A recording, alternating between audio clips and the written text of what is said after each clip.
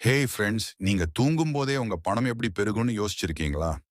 ஆமா, நான் சொல்றது பவர் ஆஃப் கம்பவுண்டிங் மேஜிக் பத்தி தான். ஒரு சின்ன உதாரணம் பாருங்க. நீங்க ஒவ்வொரு மாசமும் ரூ. 5,500 இன்வெஸ்ட் பண்றீங்கன்னு வச்சுக்கோங்க. ஆரம்பத்துல அது பெருசா தெரியாது. ஆனா, நாளாக நாளாக மேஜிக் நடக்கும். இங்க தான் எஸ்ஐபி, அதாவது சிஸ்டமேட்டிக் இன்வெஸ்ட்மென்ட் பிளான் களத்துல இறங்குது.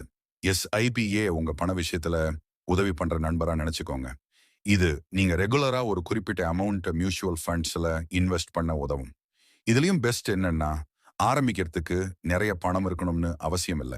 இதை ஒரு சிம்பிள் எக்ஸாம்பிள் மூலமா விளக்கமா பார்க்கலாம்.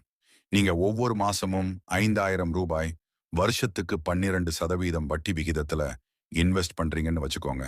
10 வருஷத்துல உங்ககிட்ட சுமார் 11 லட்சம் இருக்கும். அப்படியே 20 வருஷம் போனா அது 50 லட்சத்துக்கு மேல கூட போயிருக்கும். இதுதான் கூட்டு வட்டியோட பவர். வட்டி மேல வட்டி சேர்ந்து பெருகிறது.